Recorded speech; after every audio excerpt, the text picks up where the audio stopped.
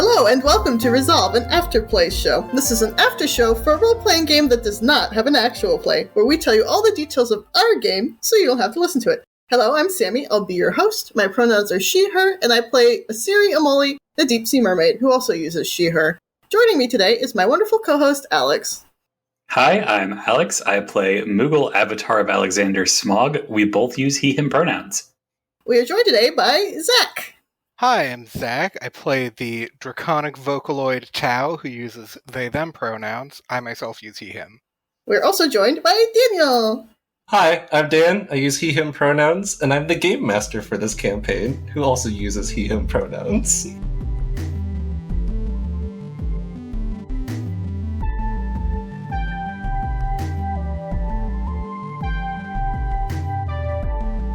Alright, welcome. Thank you for joining us today. Now that we're all here, Alex, why don't you tell us about the actual play? Previously in EFFETE, Oral briefs the party on the new timer feature and their new ability to travel separately if so desired. The party chooses to enter the rhythmically pulsing blue and pink portal. The portal takes them to a loading screen for the world of song. They load into a small town called Quarter Note, where a one-on-one battle with a crowd winds down. They approach the loser, Euphero, who introduces them to the world and explains how musicians here battle to be listed on a billboard in the sky. They claim to have once been at the top, although they just lost to Synthphonius. Euphero gives the party a tutorial in music battling, which they win, largely in harmony. This win gives them a spot on the billboard blank until they choose the name WorldCorps, spelled with a P. Through several lies that Asiri detects, the party learns that Euphero used manipulation to reach the top and had their band of triangle children build a pyramid. Euphero thinks that the pyramid may hold the WorldCorps, but the party will need to face other popular houses to gain entry to it. After parting with Euphero, the party continues to the first area, Fret Boardwalk.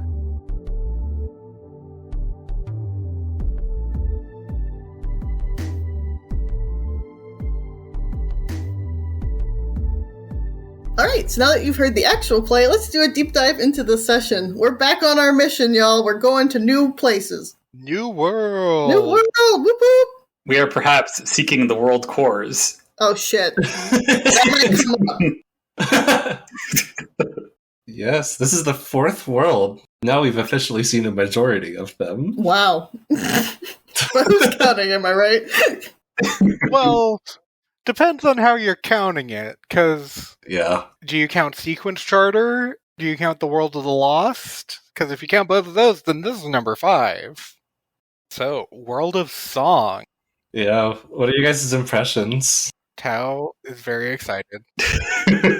That Zach is here is a testament to what we all knew going in. Yeah. This place is for Tau, explicitly. This place is very Tau. Yeah, when we opened on a video game world being described as like pastel vaporwave, got pyramid in the background, like, oh, Dan probably played Paradise Killer recently. And turns out you hadn't played it at all and hadn't heard of it. Yeah. Just random happenstance. But yeah, loving the vaporwave vibe, loving the song fights, very Tau. Yeah, to me, that felt like you had read up on Tokyo Mirage sessions and sessions where like people can come in off of other people's attacks, even if they're not in the currently configured party. It felt like you read up a little bit on what they were doing for the fights in that game and were like, I have to incorporate music battles. I wanted to have a world where music was central. Something that could be fun is exploring rhythm games and competitions. Something that wasn't strictly lethal combat. That was some of the early roots for it. And wanting to go to a place that was different from where you guys had been. Although now that I think about it, it actually has some stark similarities with, of all places, Sequence Charter. It's at least mixed with an arid climate and has a body of water nearby, which is kind of where you guys found yourself in the beginning. But it's definitely different from the other worlds that you guys have gone into. Yeah, material items in this world seem very nebulous. Like, the water is really just sound waves, and we'll get into the sky in a minute, but I mean, that tracks with the sound cloud. Yeah. Yeah. I hate that you made that. There's a whole sound cycle. I wanted a lot of puns. So, for context, the place that everyone looks up to that has the billboard with everyone's rankings, I have referred to as the sound cloud. And the people on the billboard are referred to as the Billboard 100, correct? The top 100 billboard, yes. Yeah. Hilarious. Absolutely. I also love, immediately as we loaded in, you describe black bars filling the top and bottom of our vision, and we can't move. We're stuck in a cutscene.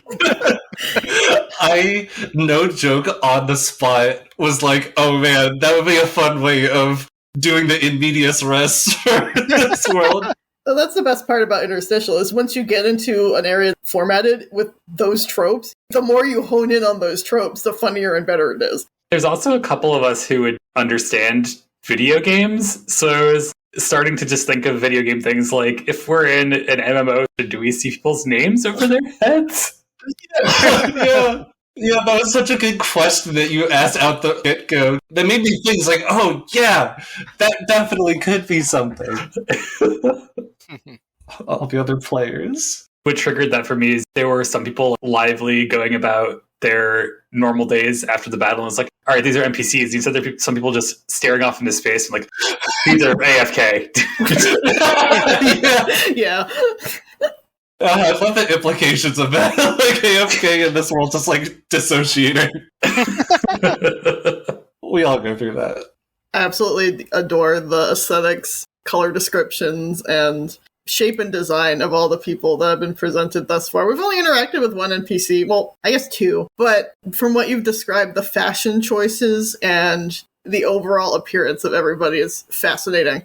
People look like personifications of the instruments that they're based off of. Some of them have kind of a twist. One of the biggest inspirations was the costumes of Daft Punk. They're not robots. They're not strictly artificial creations. They're supposed to be these more abstract concepts of the instruments that they represent. While they might have some of those almost mechanical looking things in appearance, it's not like they're just constructs. It kind of separates them from the robots on Sequence Charter and Lone. This is like that horrifying gacha game where they have the girls that are secretly military ships or whatever. What? Oh, man. I don't think that's a secret. I think they're just straight up, like, warships, but girls. That's the hook. I swear, through this process, I learned about so many new properties that could have connections to the things that I might have made a...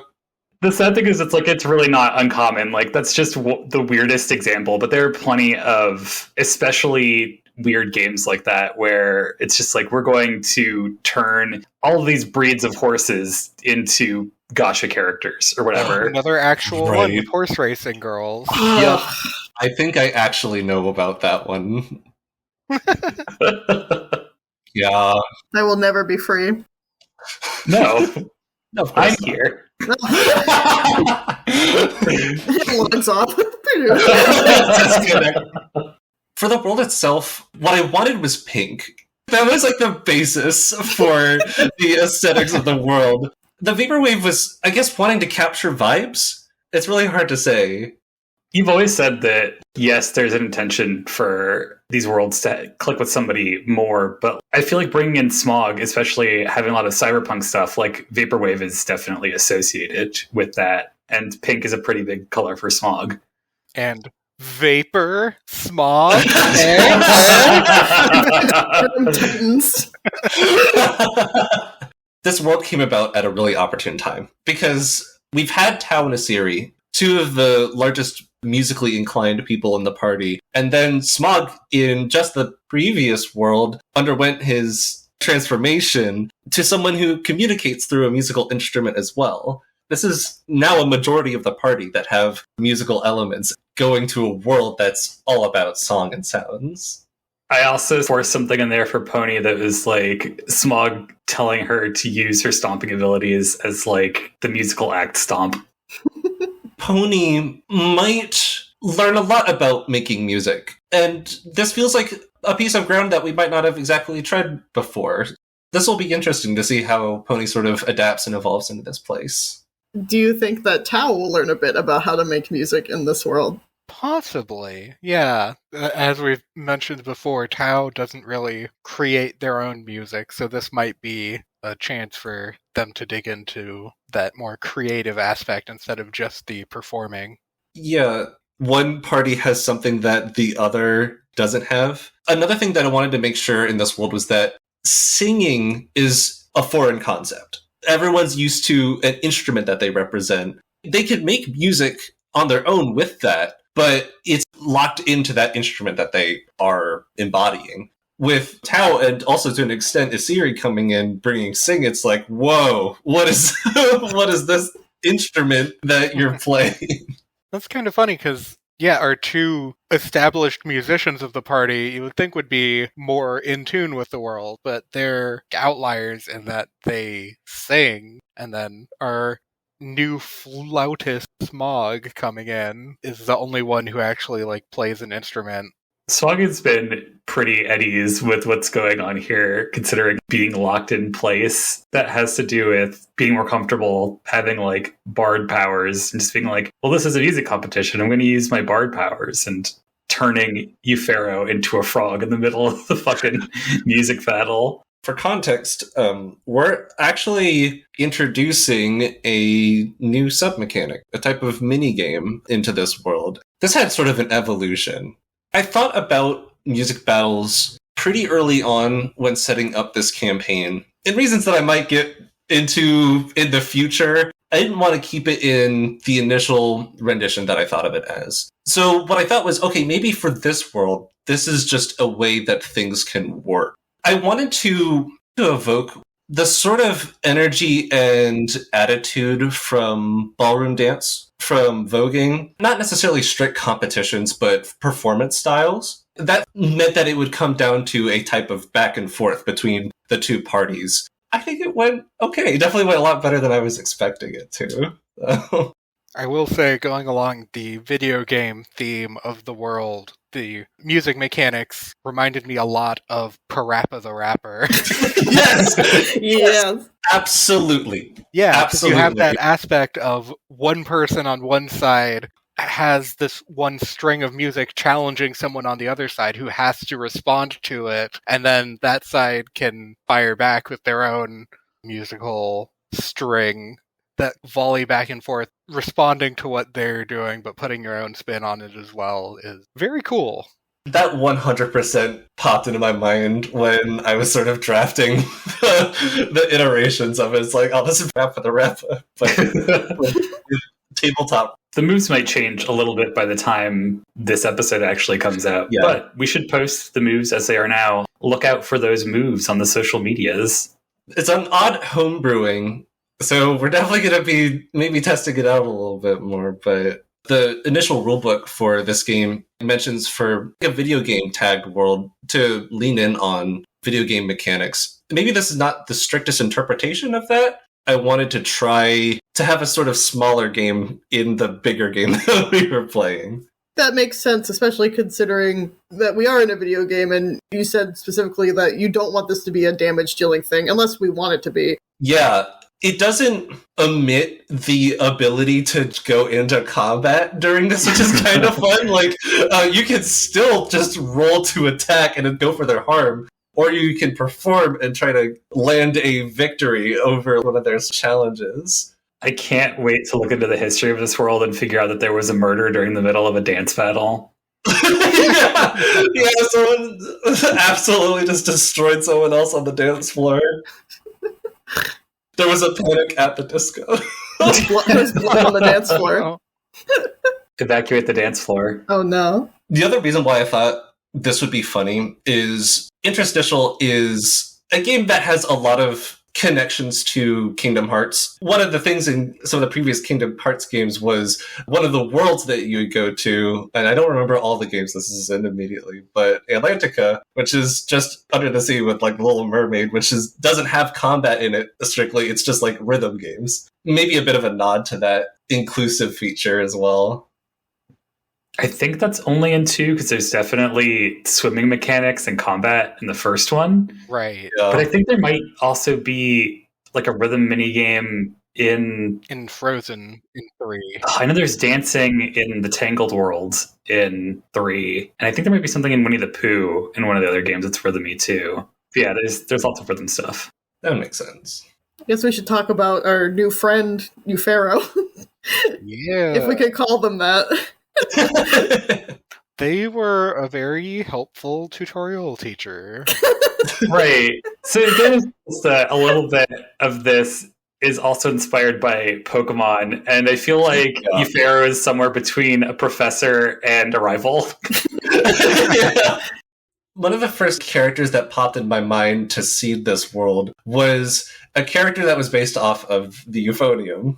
The euphonium has been used not just in symphonies, but also in marching bands and military bands. Someone who has elegance, who has some power, but they can also be maybe a little bit combative.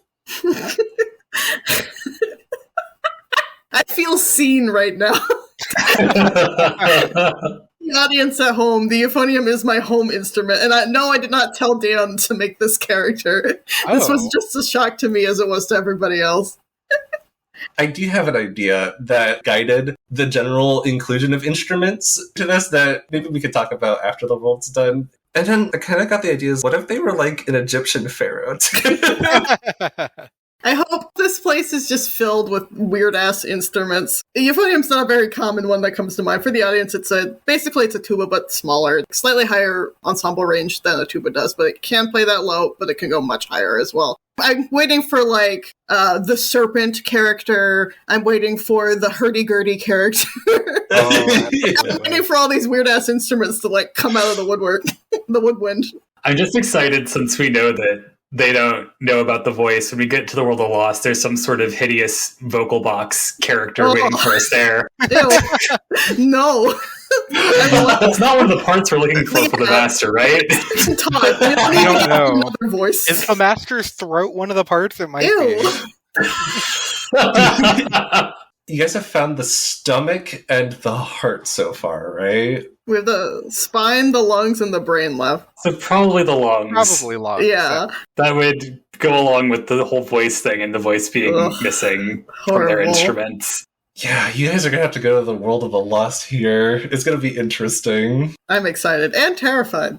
Yeah, I like to go all out with this. Yeah, that's the usual reaction to seeing the Master. Some excitement, some terror. I wanted the beginning of this place to sort of demonstrate the video game mechanics. Through some decision process, I landed on Euphero as the person that grants that information, even though they might not be the most reliable source. Clearly. Yeah, a series going to have a lot of trouble with this world if everyone else talks like Euphero does, because every other word out of their mouth was a fucking lie. I love to have characters that just outright bold-faced lie. Gotta get some use out of that move. Yeah. Great when they're the character giving us our first introduction to the world, too. A lot of people are probably going to be a little pompous, a little eccentric, but that's okay.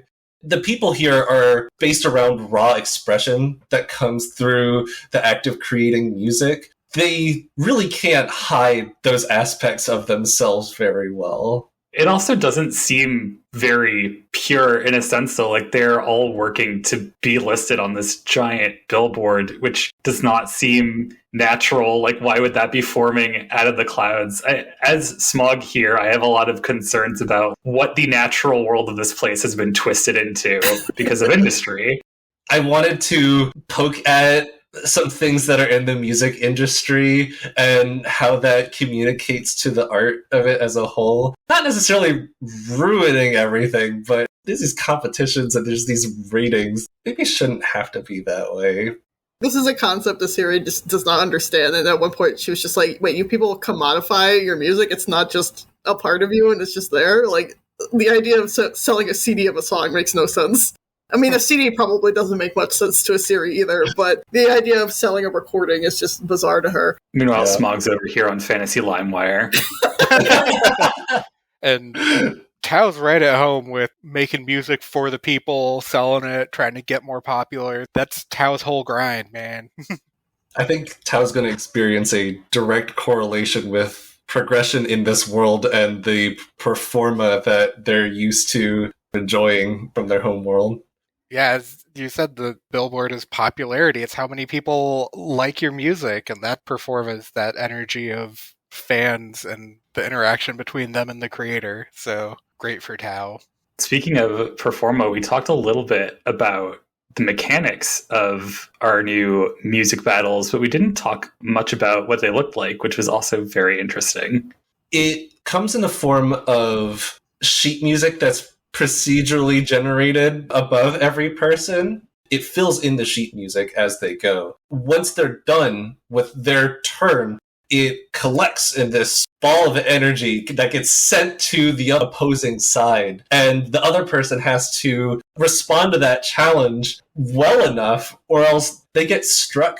It's not dealing harm per se, but it is a visceral consequence. Not performing well enough times, they'll lose you the battle. Yeah, it's like a blow to your confidence, your ego, and your performance. And Tao is reading that as a big spike of performa, yeah? Dan mentioned during the performance, like when Tao got a good string in solo, it felt a lot like the surge of energy of performa from performing in front of an audience in their home world. This might be the place where everyone else can maybe best appreciate what Tao experiences, because it's a very close link to the mechanisms operating in Tao's world. Do we want to talk about what our music stands looked like? Oh, our staff bars? Yeah. Yeah. Tao's was red, of course, fitting with Tao's Red Dragon theme. The D&D logo with the ampersand going into the dragon head, it was that, but with a treble clef at the start of the staff, curling around itself and then ending in the big dragon head. Series was a blue staff bar with a base clef, but instead of it being just standard swirl, it's more stylized like a fishhook. And then deep sea lights, starfish, that sort of stuff, accoutrements around it. For Smog, I had clockwork that was moving everything along, and then palms for the musical notes. Euphara's was background that was like sandstone, and the music notes were in the form of hieroglyphs. Yeah, I believe Geyser had an alto clef, which is ungodly, first of all. And then, it had like rainbow colors, right? Yes, it did. The rainbow alto clef. Horrible. I love it. Perfect for Geyser. I think we concluded for like ponies, it was like a scroll that was constantly opening up, going to the other side. In my mind, at least when Pony was doing the percussions, it looked like horseshoes. Hell yes. Oh, I love that. That's really cute. Ye old stomping mini game. Yeah. Ye old spider stomper. Literally playing DDR here. Step up to the Shrek. How did this world meet or maybe differ from your expectations? We were kind of joking that it was DDR world. So I'm a little disappointed we're not getting like a direct DDR reference, but that's an expectation I set up out of nowhere. Like, that's not what we were promised at all. That's just my tomfoolery. But yeah. I love the aesthetics of it. I'm excited to learn more. The amount of puns that are to come, I'm excited for. I love music, so it's going to be fun to geek out in this place.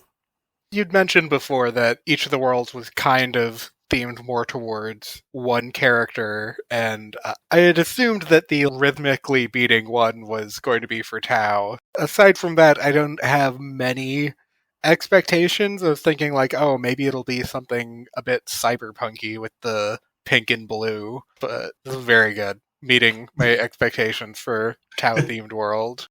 The player agency still rings true here. I'm excited to see musical things that you guys look for and want to explore. Nothing is set in stone. Except for the pyramid, which is literal stone. Probably a lot of stone. Yeah. Speaking of the pyramid, we got it out of Eupharo through talking to them and through a series lie detection bullshit alarm that they have something to do with a lot of what's going on around here, particularly that they suggested to go check out the pyramid because that's probably where the WorldCorps we were looking for is. But they also offhandedly mentioned that they had nothing to do with making it and nothing to do with, like, these triangle children that they were around. And that, of course, was a lie. So it has everything to do with the construction. If I remember correctly, they were very adamant that they had made it and did not want at all to admit that the Triangle Children had made it. Right. Yeah, that sounds right, yeah. Pharaoh was like, I built this pyramid back here. You should go check it out. It's probably where the WorldCorps is. It's very important. The series like, you're lying about you built it. It was that. Except the children. The triangle children are just little musical triangles, just a little dinner bell thing with little googly eyes, and they're adorable, and I want 20 of them. Well, good news is that there is, like, a bunch of them there, so... I'll take 50. They're also very easy to make at your local craft store. Just get a triangle and 2 little googly eyes. Oh, hey, if listeners at home want to make some official merch, get some googly eyes and some triangles. Kid in the pyramid gift shop, like, I want a triangle child, and mom's like, we have triangle children at home. The triangle children we have home are Doritos. They're a little bit of an amalgamation. They group back together and they move as one mind, but they could separate and do some, like, individual stuff. Wishy-washy ass characters. Stop. I do have the music battle characteristics for each instrument that's in this world. You can music battle anyone. You can even challenge people just like willy-nilly if you wanted to. And so the Triangle Children actually do have a unique mechanic. We got into that a little bit.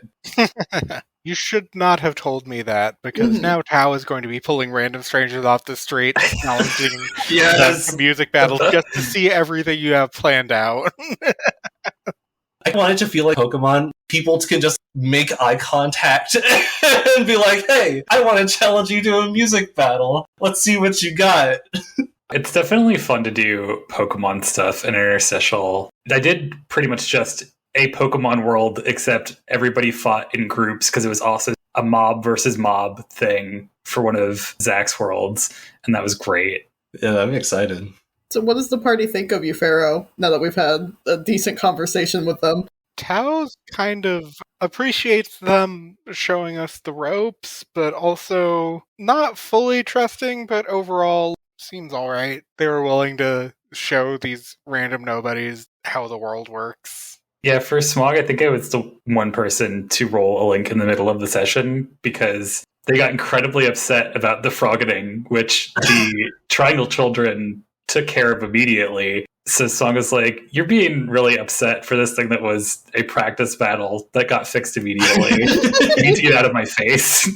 I really appreciate that we explored that, because when it's people's turn during the music battles, as the mechanics are set up, you're free to use any moves. It's just that if you wanted to do your music move to issue a challenge, it's just that if multiple people do it, it makes a harmony. And there's a subset of rules to do that. Otherwise, any move goes. You can do any of your basic playbook moves that you wanted to do. So you cast magic to cast pig on your Pharaoh. Which I thought was hilarious because that impacted how they were able to perform and respond to the challenge afterwards. Yeah, there was like a little bit of a thing where your Pharaoh was like, you turned me into a swine. It's unbecoming of a ruler. And my response to character is like, yeah, that's the point. That's what it does. What you get. Cool. It is to make you feel small and useless. and it didn't work. Congratulations, you picked up what I'm putting down. Yeah, a series. I wanted to roll a dark link, but I rolled poorly on a different link, so I got stuck with a heart link with you, Pharaoh. But I guess that makes sense too, because she said this in game, but these people, at least the limited interactions she's had thus far, remind her very greatly of the shallow folk, the surface dwelling mermaids that she's familiar with. Their culture is chaotic as hell. So I'm sure Assyria's going to have a lot of challenges dealing with these people as we progress through. These people are definitely something else. A little extra. I just realized that the in here for Athenos and Geyser is supposed to be how ridiculous these people are. Like, this is the coterie of imaginary friends or all of Athenos' siblings and the demigods that have won into his company, his social circle. Yeah, I think Athenos would greatly appreciate the spirit of competition here as well, Absolutely. because the challenges and obstacles that people had to face in order to gain access to Olympia mirror this quite well. There's literally a goal that everyone sees that they want to be a part of. And for Geyser, it was funny because Geyser did try to produce for themselves a musical instrument. What did they try to produce? They tried to make a copy of Smog's flute. Right. And it was just a full-out failure. So I was like, all right, it'd be still funny to have something. So I gave Geyser, as a result, a kazoo that had Smog's image on it. That was the Smog-based instrument that came out of that magical spell. The Smog-branded kazoo. Yes! More official. I just spent some time as a kazoo tycoon. Horrible. Horrible. Oh, I want that game now. But the Triangle children loved it, so that's all that matters. The Triangle children loved it. For Geyser, though, there was literally an imaginary friend from their home world that was a kazoo. So Geyser was kind of realizing this, like, oh. No, they're a recorder whose name is Kazoo. And that makes it worse. Yeah. Yeah. It evoked that memory. For Pony here, I do see we're leaning into how horrible being a show pony was. And I wonder what's going to come out of that. Like, I kind of see a path where Pony is done with it and committed to becoming a warrior or whatever as an extra pony. But I can also see Pony using this as a way to reclaim that time and find what she actually might enjoy about it, especially getting to cooperate with other people instead of being forced to do something. Yeah, because Pony is a little bit of a showboater when she gets her opportunities, right? I don't think the performance aspect is what bothers her. It's clearly the situation that she was forced to against her will. So it'd be fun for her to explore a little bit of that. Yeah, I hope that Pony can enjoy the aspect of being maybe a center of attention, looked upon for being impressive, just through their personal motivation. Well, I think about it, there's a whole other way it could go, because an option that wasn't available to her was being someone behind the scenes, being a writer or a producer or, I don't know, a camera person, that element of entertainment, which is something that I don't want to spoil too much of Tokyo Mirage Sessions, but that gets into a little bit with one of the characters. We have to talk about the half hour we spent trying to come up with a name which became the title of this episode. Oh, God. Right. That was a lot of fun. It was. I left it open if you guys wanted to think about it for a while longer, but I think it was kind of entertaining to see the back and forth with everyone's ideas.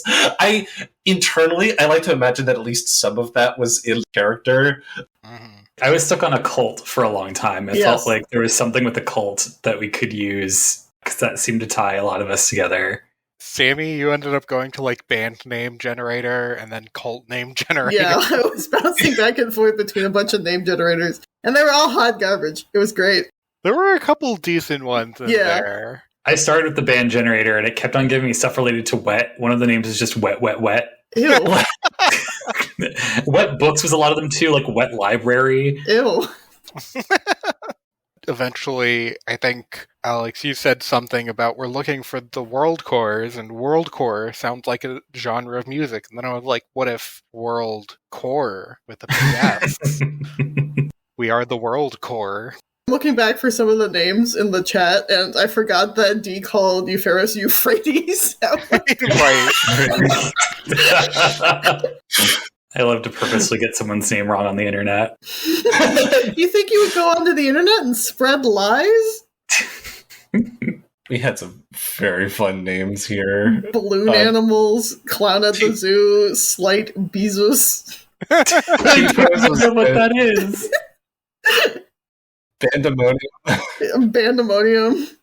Gosh. T-pose. Yeah, there was this whole series where we were trying to put all of our initials together into something of G-Spit, T-pose. It's a special moment, right? Because we all remember, from the different interstitial campaigns, there just comes a point where someone asks, what do you guys call yourselves? The process of coming up with the group name. Let's see, for Sammie and I, we're the musicians / cosplayers. No. Maybe vehemently denied. The cosplayers was like somebody needed to enter a name for a ride app. Yeah.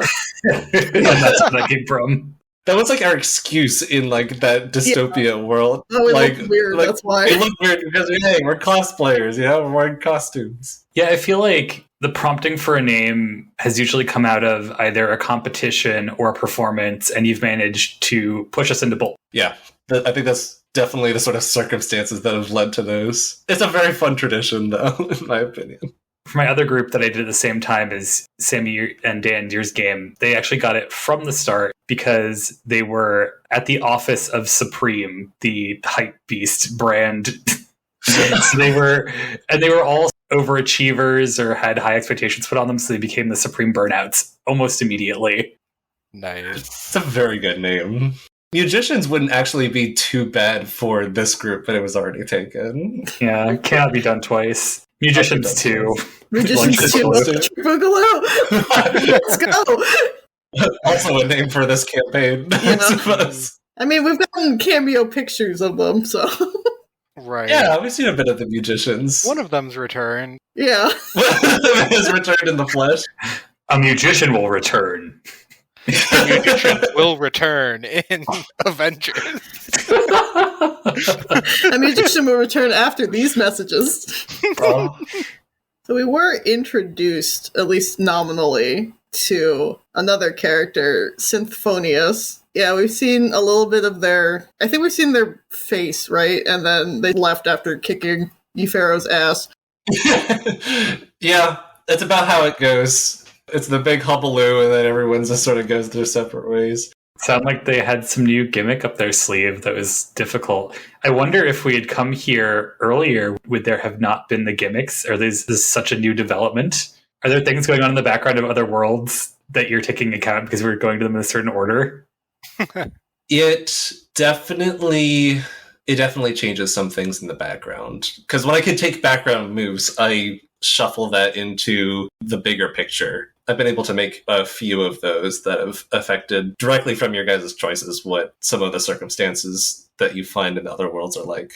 To remind people who are not as familiar with the interstitial, anytime we fail a move, one of the GM moves that Dan can take is to have something go on in the background of the story that our characters don't see. Yay, unyielding consequences for our actions. Is that how you were developing the robot uprising and sequence charter that we partially ran into? Or is that just its own thing? My goodness. That is everything from the past interlude stuff that you guys did at Sequence Charter. That's definitely impacting the worlds a lot in the grand scheme of things. We'll definitely touch back more on what you guys found. Also, you guys claimed a ship that is being fixed up right now. Like, that was one of the last things that we talked about when you guys left. You guys had managed to salvage a former governance vessel that right now is in a dry dock being repaired. And a governance robot.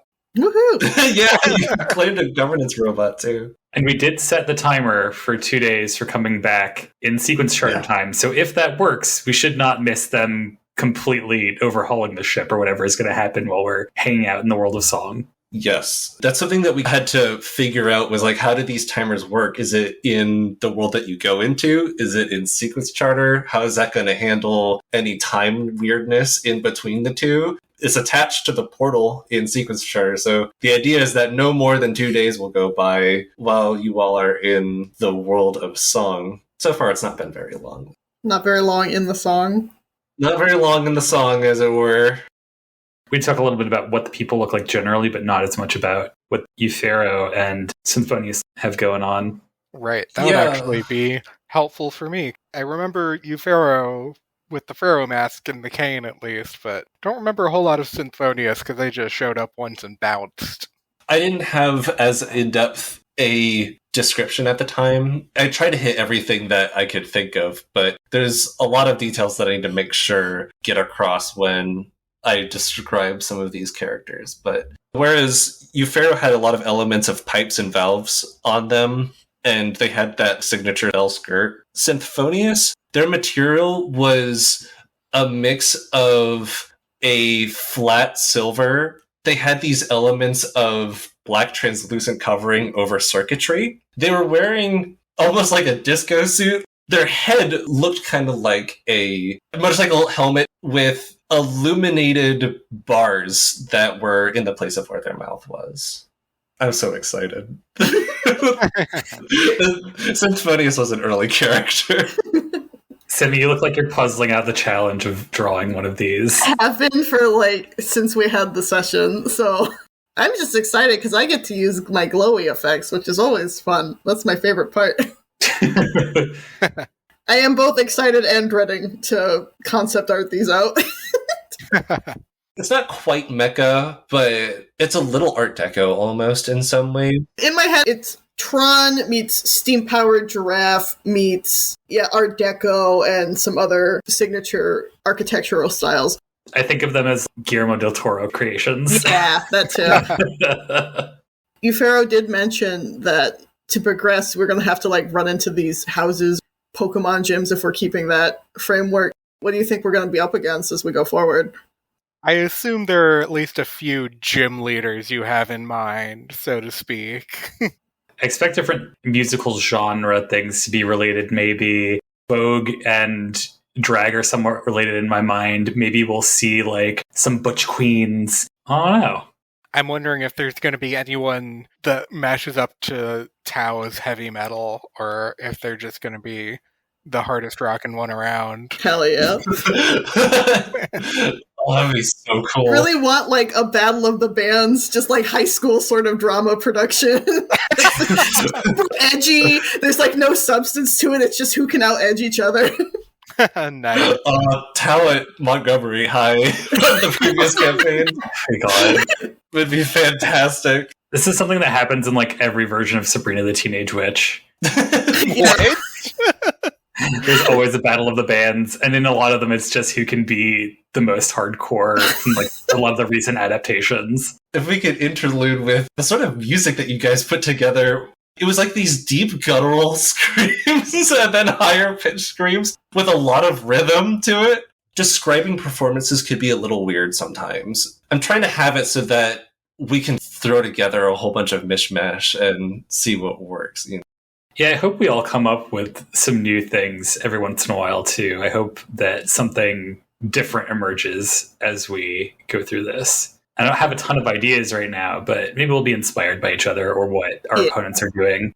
That's definitely what I have conceptually for Asiri going forward. There's not a big performance or flair aspect. A lot of her music is either for herself or relations to other or ceremonial, so it's very stiff, stereotypical operetta, just standing cross-armed in front of the stage, not really moving. That's the sort of thing she's used to. I don't think there's a lot of flair or style to how she sings, so that would be fun to incorporate. I definitely have some ideas for Tao, a couple different things. Just for that first fight, I figured go back to the classic, metal growl. That's what Tao's leaned on for a bit, but got some ideas for mixing it up. I would like to reward really creative comebacks to things that a challenger might say or do musically. Going to turn into epic rap battles throughout history. No. Yeah! No, I think that would be great. If you can really throw shade at someone and use that to give them a much harder time to account for your comeback, your challenge. We didn't talk too much about what quarter note and the fret boardwalk look like. I thought of Quarter Note as the starting village in all of the Pokemon games where there's literally only two houses and a road that leads out of it.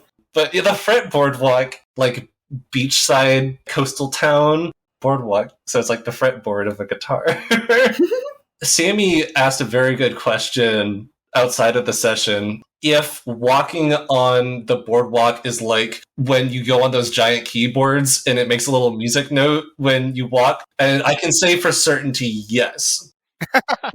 I like to think that we are always just forced to walk in rhythm and we're constantly making music as we walk along.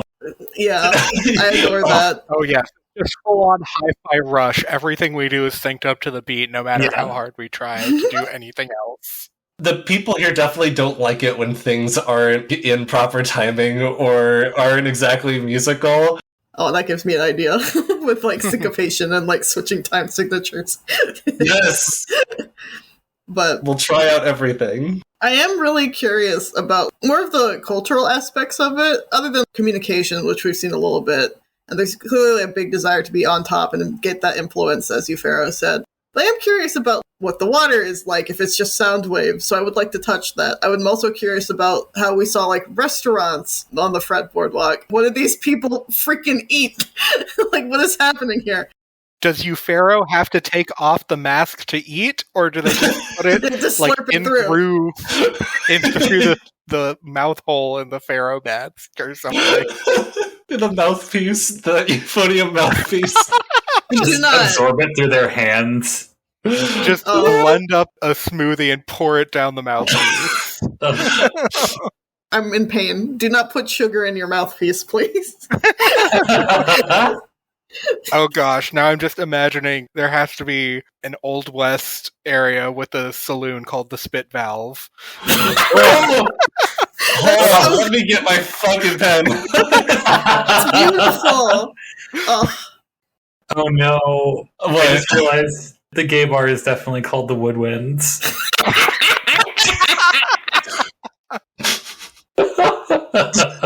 Make my job easy.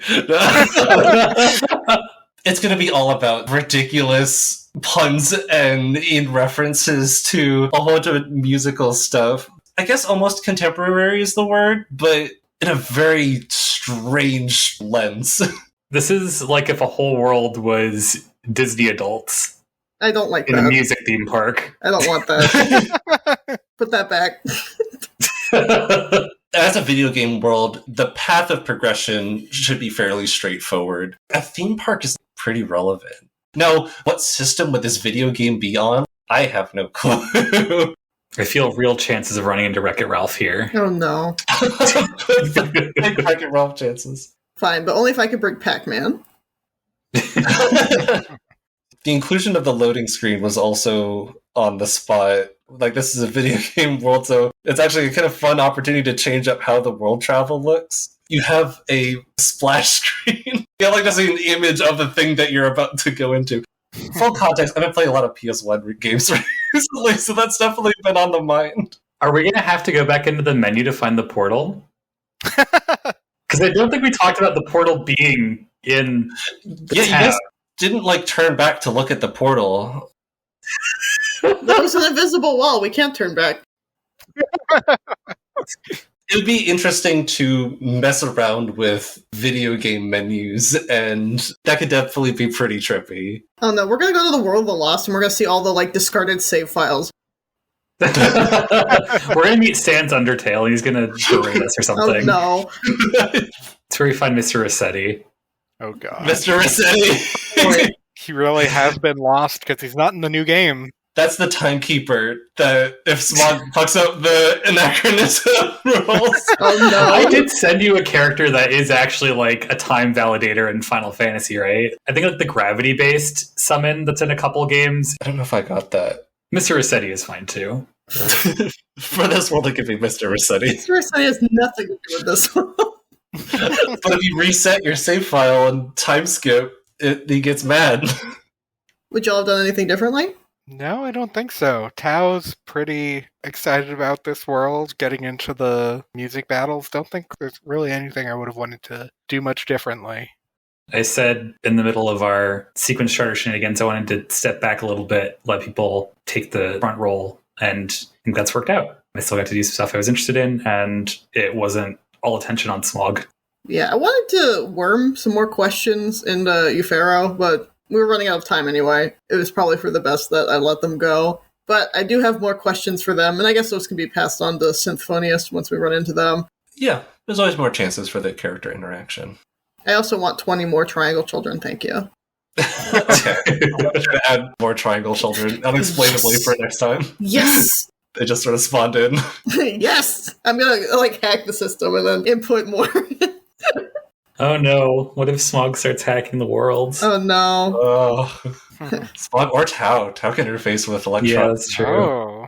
For me, with the mechanics, I was really nervous because stuff that's not strictly vanilla for the game. So it definitely went a lot better than I was worried that it would go. My brain was in a little bit of a distracted place going into that session. Maybe some of the descriptions could have been a little bit more clear if my brain was able to focus energy. But there's some extenuating circumstances that have affected that. I'm going to just try my best to maybe account for those next time. We'll see.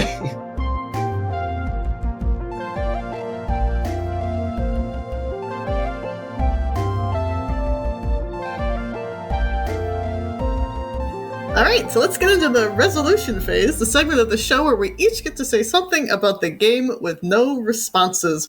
What is your final say on this session, Daniel? It's going to get groovy! Looking forward to you guys seeing Symphonius, most of all, but also going to the World of the Lost too. Both are going to be pretty fun. You can find me surfing the vapor waves. Nice. Recently, I've been reading a book. This is actually, I think, a little bit more famous, but apparently not everyone's heard about it. It's The Road by Cormac McCarthy, written in 2006. Wow, tone change from this episode. Very deep, very heavy, but it is relevant at the time for me. It focuses on looking at beauty and hope in a post-apocalyptic environment. I really like the way it's written, though. So if you want a good read, I'd recommend checking it out. What are your thoughts, Zach? If all goes according to plan, Tao's going to do something very interesting in this world. And I don't really have social media to plug either, so I'm going to steal Alex's thing and recommend a game. Paradise Killer. Like I said earlier on, this world reminded me so much of Paradise Killer. It's very vaporwave themed, banging soundtrack. It's an open world murder mystery game, and characters have names like Lady Love Dies. That's who you play as. It's amazing. Go check it out. And for you, Alex? We finally have a fucking name. Let's go! You can find me on Twitter at Shining Crowbat. This week, I recommend checking out 2064 Read Only Memories. It is a beautiful pixel art cyberpunk mystery adventure game with great voice acting and excellent sound effects that I still remember, and very queer. Yeah, check that out. Yeah, I played a few hours of that too. I also recommend. It's pretty fun. And for myself, I'm going to spend a lot of time helping Dan develop musical puns, and I can't wait. You can find me roaming through the shadows, wailing with all the rest of the banshees. This has been Resolve, an afterplay show. You can find us online at most social media sites at ResolveAP. Except Instagram, which is at ResolveAfterPlay. Thank you so much, everyone, for joining us today. You can buy the game we're playing, Interstitial, Our Hearts Intertwined, from its creator, Riley Hopkins, at LinkSmithGames.com. All links will be included in the episode description. Thank you again for listening. We end our turn here, so now it's your turn. Tell us what's happening in your game.